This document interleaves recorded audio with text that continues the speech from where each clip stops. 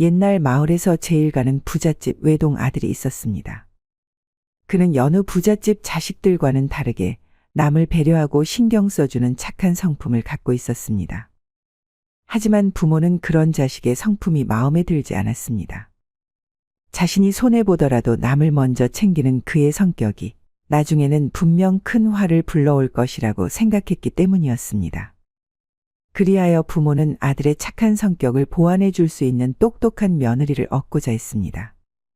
때마침 이웃 마을의 머리가 좋고 얼굴도 이쁜 처녀가 혼처 자리를 찾는다는 사실을 전해 들었습니다. 부모는 그 소식을 듣자마자 매파를 시켜 아들과 그녀를 이어주기로 결심했습니다. 그리하여 일은 일사천리로 진행되었고 얼마 지나지 않아 두 남녀는 부부의 정을 맺게 되었습니다. 혼인 첫날 밤 신랑은 신부에게 다가갔습니다. 그러고는 조심스레 신부의 저고리를 풀었습니다. 그녀는 긴장했는지 몸을 사시나무 떨듯했는데 그런 모습이 안타까워 신랑은 그녀를 꼭 안아주었습니다. 순간 아래쪽에 묵직한 감각이 느껴졌습니다. 깜짝 놀란 신랑은 그녀의 웃옷을 들쳤는데 들추자마자 남산만한 배가 모습을 드러냈습니다. 신랑은 신부가 임신한 상태라는 것을 알아채고는 놀라 말했습니다. 부인, 이게 대체 어찌 된 일이요? 신랑의 물음에 신부는 기어가는 목소리로 답했습니다. 임신한 몸으로 결혼을 한다는 것은 말이 안 되지만 부모님의 성화에 모시겨 이렇게 시집을 오게 되었습니다. 소박을 맞더라도 할 말이 없겠죠. 대신 저를 친정으로 쫓아내실 때 제가 임신하였다는 사실을 저희 부모님께 말하지는 말아 주십시오. 저희 부모님이 알면 큰일 납니다. 제발 말하지는 말아 주십시오. 아니, 임신한 채로 결혼한 것도 말이 안 되는데 이제는 임신했다는 사실을 말하지 말고 쫓아내라는 말이요? 대체 이게 무엇이요? 그리고 이게 덮는다고 덮어지는 일이요? 서방님, 제가 죽을 죄를 지었습니다. 하라는 대로 다 해드리겠습니다. 그러니 제발 저희 부모님께 고하지만 마십시오. 닥치시오.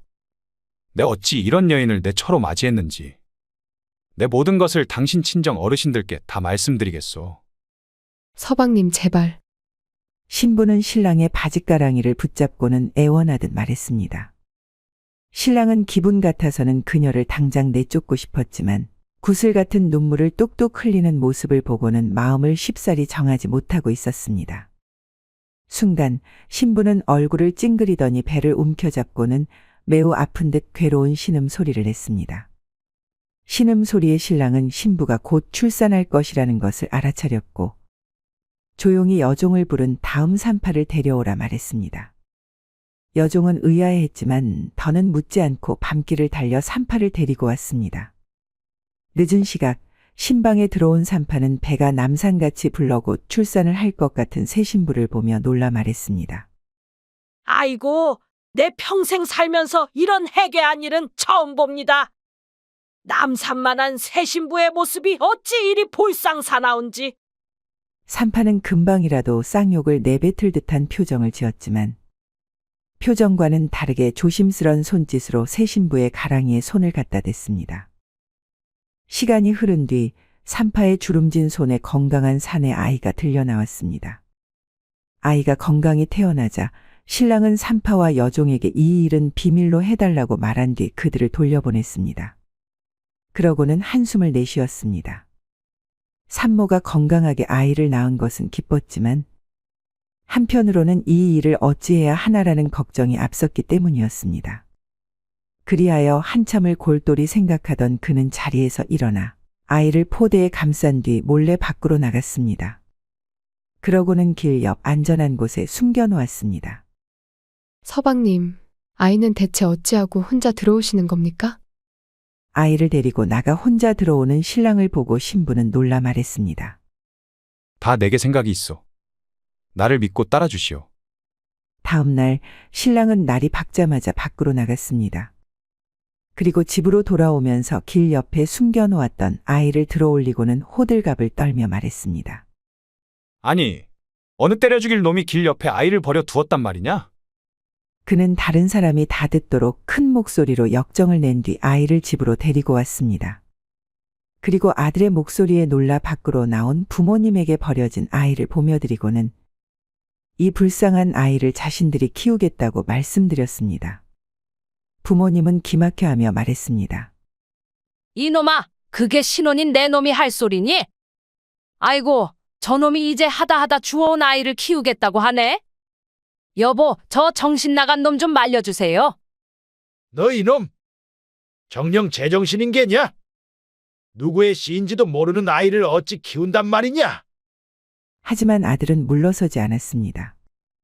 그는 자신들이 혼인한 날에 나타난 아이가 큰 복일 수도 있다면서 만약 이를 저버린다면 큰 불행이 닥쳐올지도 모른다며 부모님을 설득했습니다. 부모님과 자식 간의 설전이 오가고 결국 부모님은 친자식을 낳을 때까지라는 조건을 걸고 아이를 키우라고 허락하였습니다. 겨우 키워도 된다는 승낙을 받아낸 그는 신부에게 이 기쁜 사실을 알렸고 그녀는 자신을 위해 애쓴 신랑의 넓은 마음씨에 감동하여 하염없이 눈물을 흘렸습니다. 어느덧 시간은 흘러 아들이 서당에 갈 나이가 되었습니다. 그동안 부부는 슬하에 자식을 두지 않았는데 친자식을 낳을 때까지라는 조건이 걸려 있었기에 일부러 자식을 갖지 않았던 것이었습니다. 그래서인지 아들은 외동으로 자라는 동안 자신밖에 모르는 버릇없는 놈이 되어 있었고 그런 성격 때문인지 매일같이 서당에서 다른 아이들을 괴롭히는 것이 일상이었습니다. 보다 못한 부부는 아들을 혼내기도 하고 다독여도 보았지만 다 소용없는 짓이었습니다. 아들은 자신이 마을에서 가장 큰 부잣집 손주인 것을 알았고 때문에 평민들이 자신을 건드리지 못한다는 것을 알고 있었기 때문이었습니다. 그런 어느 날 기어코 일이 터지고 말았습니다. 어제 우리 아버지한테 다 전해들었어. 내가 주워온 자식이라는 것을 말야. 내가 대감 어르신 손주라서 그동안 건드리지 못했는데 이제는 그러지 않아도 돼. 그게 참말이요? 어쩐지 아무리 좋은 옷을 입혀놔도 귀티가 나지 않더라니. 아이들은 그동안의 울분을 토해내듯 아들에게 막말을 퍼부었습니다. 그는 아이들의 말에 분을 이기지 못하고 주먹을 휘둘렀는데 아이들은 양자로 밝혀진 아들을 둘러싸고는 마구 때렸습니다. 그는 예전 자신에게 아무 말도 하지 못하고 괴롭힘을 당했던 평민 아이들에게 맞았다는 사실이 너무 부끄럽고 분했습니다. 그리하여 집에 도착하자마자 부모님께 달려가 자신이 친 아들이 맞냐 물었습니다. 아들의 물음에 부부는 말도 안 되는 얘기라며 손살이 쳤지만 재차 묻는 그에게 할 수 없이 그동안 있었던 출생의 비밀을 얘기해 줬습니다. 아들은 큰 충격을 받았습니다. 자신이 무시하던 평민 아이들과 같은 신분인 것을 믿을 수 없었습니다. 어찌 이럴 수가 있단 말이냐? 마을에서 제일 가는 김대감 집의 손자인 내가 어찌 저 천한 놈들과 같단 말이냐? 이럴 수는 없다.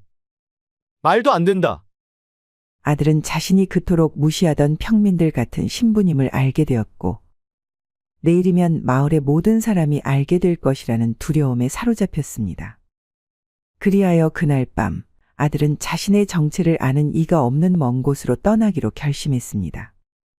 그러고는 집에 모셔둔 폐물과 땅 문서를 몰래 가지고 집을 떠났습니다.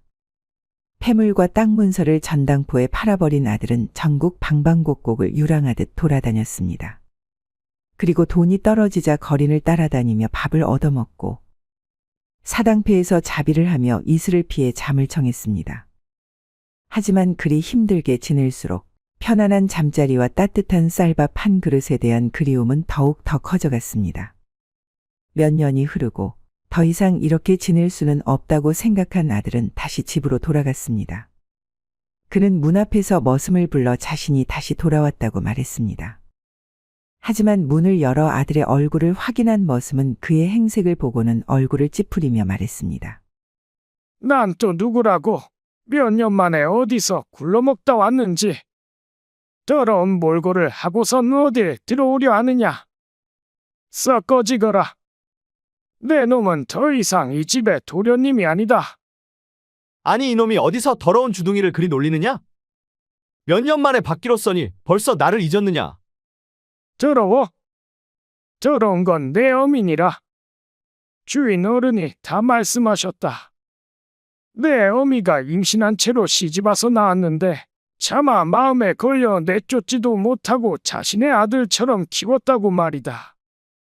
그런데도 내 놈은 은혜를 모르고 집안에 폐물을 들고 도망쳤지 않느냐. 이 배은망덕한 놈아. 아들은 자신을 떠받들던 머슴이 눈을 부라리며 큰 소리를 내자 아무 말도 하지 못했습니다. 그 모습을 본 머슴은 더욱 언성을 높이며 말했습니다. 내 녀석이 떠나던 날 주인 어른은 무척이나 상심한 나머지 완전히 변해버리셨다. 착하고 어질던 성품은 어디 가고 완전 표독하게 변하셨지. 그리고 내 어미를 쫓아내고 새 장가를 드셨다. 그리고 지금은 아들, 딸을 낳고 행복하게 살고 계시지. 그러니 더 이상 이 집에 그 낯짝을 들이밀지 마라. 그리고 내 어미는 저 마을 박초가집에서 살고 있으니 그곳으로 가거라. 아들은 머슴에게 문전박대 당해 분했지만 어머니가 마을 박초가집에 있다는 말을 듣고 그곳으로 향했습니다. 이윽고 도착한 초가집은 다 쓰러져가는 폐가였고 아들은 안으로 들어가서 어머니에게 집 나간 아들이 다시 돌아왔다고 말했습니다. 어머니는 며칠은 굶은 듯 무척이나 초췌한 모습이었습니다. 아들은 그 모습을 보자마자 눈시울이 뜨거워졌습니다. 어머니는 아들의 모습을 보고는 잠시 반가워했지만 이내 원망의 눈빛을 보내며 말했습니다. 대체 무엇이 그리 싫었단 말이냐? 내 양아버지가 이 어미와 너한테 얼마나 잘했는데 어찌 그런 선택을 하였느냐? 어머니, 그날 일은 저도 죄송하게 생각하고 있습니다. 하지만 전 너무 어렸었고 뭐가 옳고 그른지 상황 파악을 할 처지가 아니었습니다. 사실 이 어미는 결혼하기 전에 이름 모를 사내에게 당해 너를 임신하게 되었다. 그리고 이 사실을 부모님에게 숨기고 혼처 자리를 얻어 시집을 가게 된 것이지. 그리고 이 모든 것을 알면서도 덮어준 게 내 양아버지였다. 그런데 은혜를 어찌 원수로 갚는단 말이냐? 어머니 죄송합니다. 하지만 그건 양아버지도 원해서 한 일이 아닙니까? 제가 있음으로 인해 두 분은 행복한 결혼 생활을 하신 것 아닙니까? 근데 왜 그런 사실을 잊고 모두 제 탓으로 돌린단 말입니까? 아들의 말에 어머니는 호통을 쳤습니다. 원해서? 어찌 원해서 그랬다고 생각하느냐? 그가 원해서 아이를 갖지 않았다고 생각하느냐? 다 너를 위해서 그리고 나를 위해서 그리 행동한 것이다. 너는 몇 년간이나 세상을 돌아보고 왔는데도 아직 그리 모르느냐? 그럼 말해보거라. 전국을 돌아다니면서 수많은 사람을 만났을 테지. 헌데 아무 이유 없이 너를 도와주는 사람이 몇이나 있더냐? 아무것도 바라지 않고 너에게 베푸는 사람이 몇이나 있더냔 말이냐? 아들은 고개를 숙이고는 아무 말도 하지 못했습니다. 너는 아무것도 변하지 않았구나. 나를 범했던 그 더러운 놈의 피가 너에게도 흐르고 있는 것 같구나. 그만하자. 됐다. 더 이상 꼴도 보기 싫으니 이 집에서 나가거라. 내 오늘부로 이 자리에서 너와의 연을 끊겠다. 아들은 연을 끊겠다는 어머니의 말에 몹시 화가 나서 방문을 박차고 나갔습니다. 그러고는 더 이상 부모에게 집착하지 않고 자신만의 길을 찾아 꼭 성공에 돌아오겠다고 다짐했습니다. 하지만 제대로 배운 것도 없고 신분도 불확실한 그를 받아주는 곳은 아무데도 없었습니다. 그리하여 그는 예전과 같이 사당패에 들어가 이런저런 일을 하며 밥을 얻어먹는 생활로 다시 돌아갔습니다. 그리고 그렇게 몇 년의 시간이 더 흐른 뒤 아들은 결국 병을 얻어 사당패에서 쫓겨나게 되었습니다. 그리고 아무데도 갈 곳이 없었던 아들은 한겨울날 추운 길거리에서 잠을 청하다가 결국 하늘나라로 가게 되었다고 합니다. 우리 속담에 검은 머리 짐승은 거두는 게 아니다 라는 말이 있습니다. 짐승들은 은혜를 입으면 반드시 보답하려고 하지만 사람은 달면 삼키고 쓰면 뱉기 때문에 자신을 도와준 사람을 배신하고 심지어 해를 끼치는 경우가 많죠. 이 이야기에서 알 수 있듯이 사람에게 정을 주거나 도움을 줄 때는 심사숙고하고 행해야 한다고 생각합니다. 이상 야담설화였습니다. 구독과 좋아요, 알람 설정 부탁드리겠습니다. 감사합니다.